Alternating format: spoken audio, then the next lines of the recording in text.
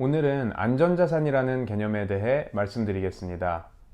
안전자산이라는 건 과학적인 정의가 있는 건 아니고요. 사람들의 믿음이라고 보면 될 것 같습니다. 어떤 자산이 위험할 때 안전할지.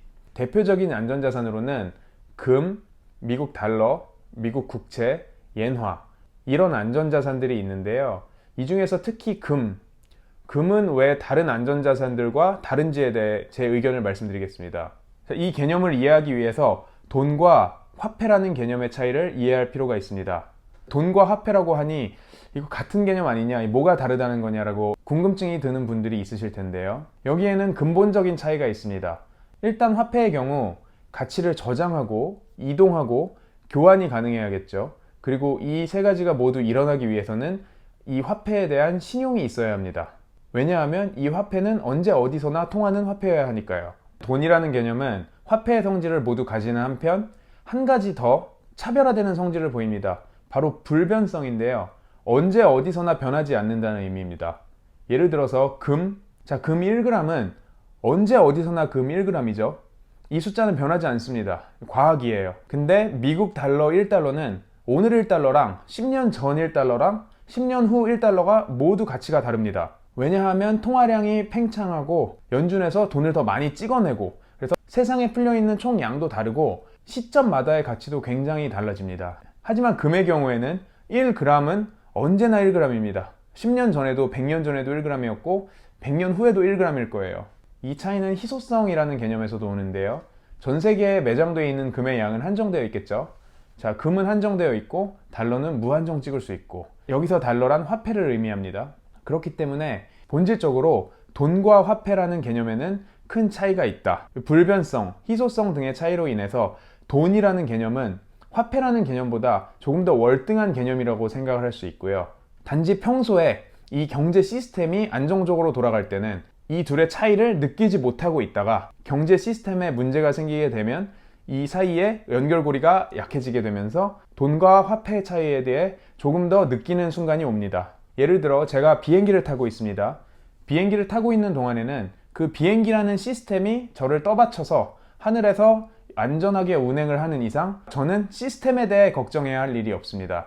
제가 걱정해야 하는 것은 비행기 안에서 어떻게 덜 지루하게 시간을 보낼까 정도가 되겠죠.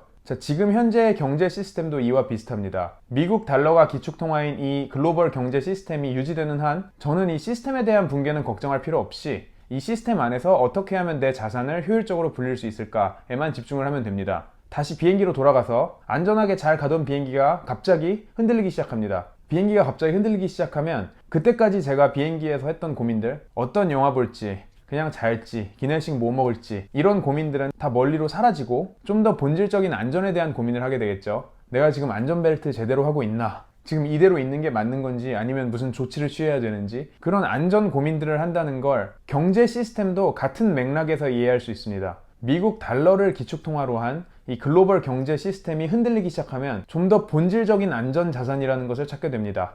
아까 말씀드린 금과 화폐의 차이를 좀 더 본능적으로 깨닫게 되는 거죠. 그래서 1971년 금 본위제가 폐지된 이후 금값이 폭등을 했고 2000년대 들어 미국과 중동 간의 갈등이 심해지기 시작하면서 금값이 다시 오르기 시작해서 2008년 금융위기를 겪고 2011년 유럽의 부채 위기까지 겪으면서 다시 한번 금값은 최고조에 이르릅니다. 그 다음에 한동안 릴렉스되는 모습을 보이다가 최근 1년간 금값이 다시 오르고 있습니다. 현재의 글로벌 화폐 경제 시스템에 대한 신뢰도가 하락했다는 의미인데요. 여기서 다시 정리를 하면 돈 그리고 화폐는 서로 다른 리그에 있다.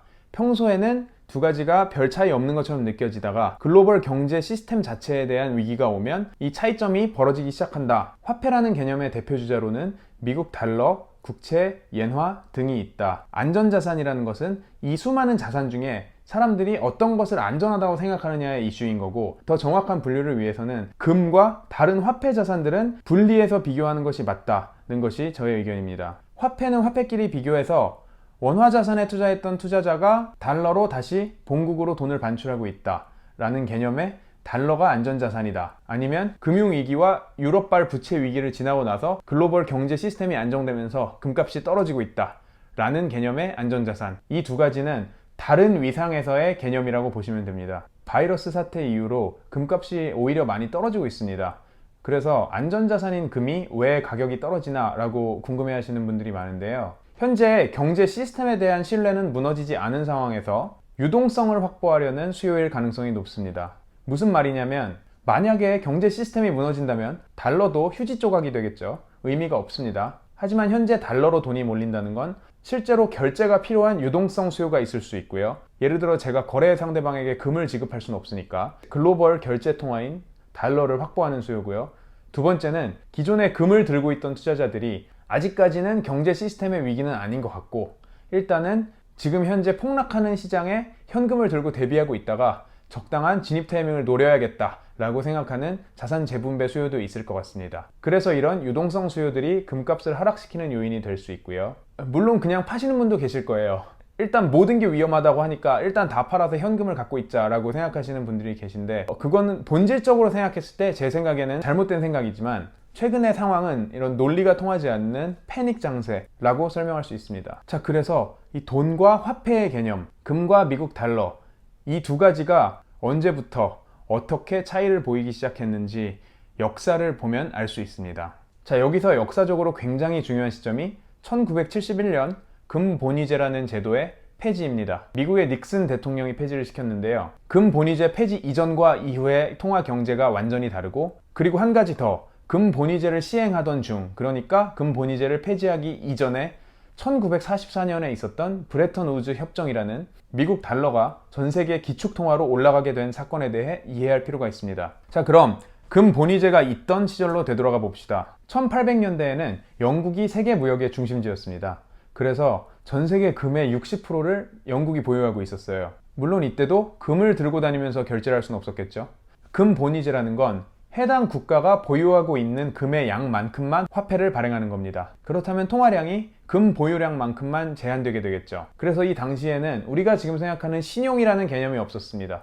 왜냐하면 모든 가치는 금으로 저장되고 금으로 저장되지 않은 가치는 세상에 존재하지 않았으니까요. 이 파운드화라는 것도 결국에는 금의 무게를 재기 위한 단위였는데요. 그래서 그 당시의 화폐는 금 보관증 정도의 개념이었습니다. 그래서 제가 1파운드를 갖고 있었다는 거는 1파운드에 상응하는 금을 받을 수 있는 증서를 갖고 있었다는 거고요. 그렇게 영국이 세계의 기축통화국으로 살아가고 있었습니다. 그러다 여기서 역사가 바뀐 시기는 세계 1차, 2차 대전이 일어나면서부터입니다. 이 전쟁들은 온 유럽을 휩쓸었죠. 당연히 영국도 포함되어 있었고요. 그래서 이 기간 동안 바다 건너에 있던 미국이 반사이익을 받습니다. 유럽 대륙에 계속해서 군수 물자를 수출하면서 유럽에 있던 모든 금을 빨아들입니다. 그러다 보니 미국은 어느새 전 세계 금 매장량의 70%, 80%를 보유한 부자 국가가 되었고요. 그러던 어느 날 미국이 결단을 내립니다.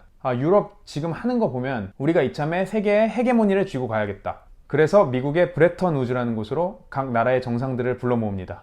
거기서 회의된 것이 우리 국가들 간 무역 규모도 커졌고 온 세상의 금도 대부분 내가 보유하고 있고 앞으로도 내가 빌려줄 거 굉장히 많아 보이는데 이참에 앞으로의 편의를 위해서 우리가 전 세계에서 통하는 결제 통화를 하나 만들자.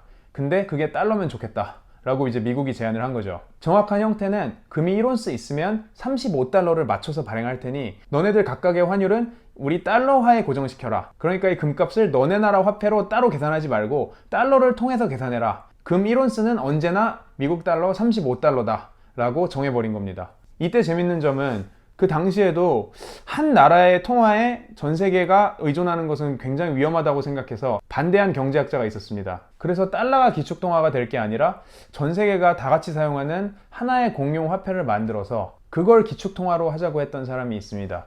그 사람이 바로 경제학 시간에 항상 나오는 영국의 케인즈 선생님이고요. 우리가 케인즈 학파라는 단어 많이 들어보셨죠? 워낙에 훌륭하신 분이라 이 분을 따르는 학파까지 있습니다. 그래서 케인즈가 주장했던 건 방코르라는 이름의 화폐였고요. 지금으로 따지면 유럽에서 모든 나라들이 유로를 쓰는 것처럼 전 세계가 방코르라는 통화 하나를 쓰자는 건데 사실 이게 전 세계 경제에 도움이 됐을지 안 됐을지는 잘 모르겠어요. 지금 유럽을 보면 각 나라별로 상황이 다르고 정책도 다 다른데 통화 정책을 펼칠 수 없다는 점은 굉장히 큰 약점으로 작용하는 것 같습니다. 그래서 어쨌든 이때부터 미국 달러가 기축통화가 됩니다. 그래서 전 세계 기축통화가 된 미국은 1온스당 35달러라는 화폐를 찍어낼 수 있는, 물론 이때까지도 아직 금 보관증이었죠. 이 35달러라는 증서를 가지고 가면은 1온스라는 금을 준다는 의미였으니까요. 그런 권력을 갖게 되었고, 하지만 이 역시 오래가지 않죠. 미국도 20세기에서 가장 큰 아픔 중에 하나인 베트남 전쟁을 거치면서, 참고로 베트남 전쟁은 미국이 승리하지 못했던 미국인들에게도 우리나라 사람들에게도 굉장히 가슴 아픈 전쟁이죠. 그래서 전쟁을 치르다 보니 더 이상 1온스에 35달러의 돈만으로는 전쟁 자금이 부족해졌어요. 그래서 돈을 계속 찍어내게 되고, 그래서 처음에 브레턴 우즈에서 합의한 규칙을 깨고 통화를 계속 찍어내기 시작합니다. 어느 정도는 갔어요. 미국이 달러를 실제로 얼마나 찍어내고 있는지 트래킹을 할 수 있는 방법도 없었고, 각 나라들도 자기들 경제 살리는데 바빴으니까요. 그런데 이게 기간이 좀 길어지다 보니 유럽에서도 눈치를 챕니다. 대표적으로 프랑스가 들고 일어나서, 아무리 생각해도 미국 쟤네 하는 거 보니까 우리한테 발행해줬던 달러들 다 금으로 못 바꿔줄 것 같아. 불안감이 커지니까 프랑스가 미국한테 가서 우리 달러 갚을 테니까 금으로 내놔 라고 요구를 하죠. 금 퇴환 요구를 했습니다. 그런데 미국은 이미 보유하고 있던 금의 양보다 훨씬 많은 달러를 찍어낸 상태였어요. 그래서 갚을 방법이 없었죠. 자, 미국은 고민을 했겠죠. 기축통화국인데 지금까지 전 세계가 나의 달러라는 존재를 이제 금 보관 증서라는 개념으로 인정해주고 있었는데 어떻게 해야 될까 고민을 하다가 닉슨 대통령이 결국 1971년에 닉슨 쇼크라고 불리는 결단을 내립니다. 미국은 앞으로 금 본위제를 폐지하겠다. 지금까지 너네한테 달러 발행해주면서 이거 가져오면 금으로 바꿔줄게 라고 발행을 해왔는데 그거 안 해주겠다. 우리는 달러를 계속해서 더 찍어내겠다. 그러니까 우리 달러를 믿든 말든 니네가 알아서 생각해라 라는 메시지를 전 세계에 던지고요. 그 이후 실제로 차트를 보시면 금값이 엄청나게 폭등하는 것을 알 수 있습니다. 첫 번째로는 물론 이거 사기당했다 라고 생각한 사람들이 다 같이 금을 사 모으기 시작했겠죠. 두 번째로는 미국이라는 한 나라의 통화 정책에 의존한 화폐 경제 시스템에 전 세계가 의존을 해야 될 텐데 이게 과연 지속될 것인가에 대한 의문을 품은 사람들이 있었겠죠. 그래서 그런 여러 가지 이유들로 인해서 실제로 금값이 폭등을 했던 것을 확인할 수가 있고요. 그 기간은 계속해서 이어졌어요. 근데 생각보다 이 시스템이 미국 달러라는 기축 통화를 위주로 돌아가는 이 시스템이 잘 유지되기 시작하면서 일단 전 세계 경제가 맞물려서 돌아가는 걸 사람들이 보고 나서는 금값이 다시 하락을 하기 시작하죠. 금 본위제 폐지로 인해 돈과 화폐의 차이에 대해서 깨닫게 된 사람들이 돈에 몰려들기 시작하면서 금값이 올랐었고, 마찬가지로 이 시스템이 안정되는 모습을 보이기 시작하면서 이 금값이 떨어지는 모습을 보입니다. 다시 생각해보면 1944년 브레턴 우즈 협정과 1971년 닉슨 쇼크, 금 본위제 폐지죠.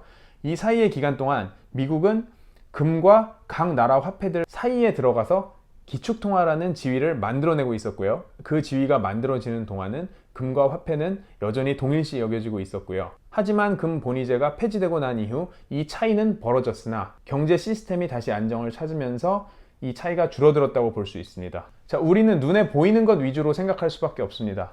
우리 눈에는 화폐가 보이죠. 우리 눈에 당장 실물 금이 보이는 게 아니에요. 그래서 우리는 모든 것을 화폐 위주로 생각하고 있는데 현재의 이 화폐 경제 시스템에 빠져들게 된 결정적인 계기가 이 금 본위제 폐지라고 할 수 있고요. 그 이후 미국은 IT 버블 때나 2008년 금융위기 때나 아니면 현재 진행되고 있는 바이러스발 위기, 이런 상황에서 계속해서 무한정으로 달러를 찍어낼 수 있는 그런 힘을 갖게 되고, 사람들은 그 시스템이라는 거대한 움직임 안에 종속된 상태로 현재의 통화 경제 시스템 내에서만 생각을 하게 됩니다. 그러다가 가끔씩 아까 말씀드린 대로 이 시스템이 흔들리는 위기가 느껴지면 그럴 때마다 안전자산이 한 번씩 출렁이게 되죠. 자, 이 영상에서는 매일같이 등락을 반복하는 수급 그리고 가격에 대한 이야기를 한 것이 아니라 조금 더 본질적인 펀더멘탈에 대한 이야기를 해보았습니다. 그래서 돈과 화폐의 차이점, 그리고 돈의 대표주자인 금, 화폐의 대표주자인 미국 달러, 그리고 이 둘 간의 관계와 역사, 그리고 이 둘의 최근 상황에 대해서 알아보았습니다. 다시 정리하면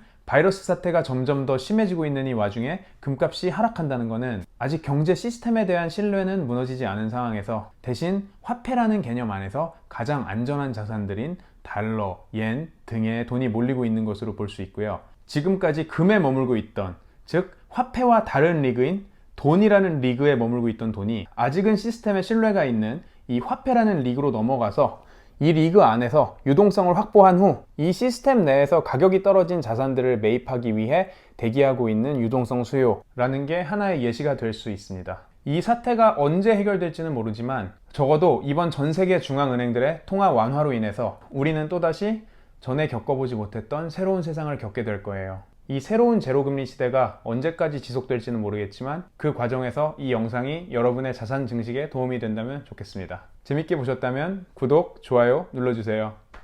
안녕.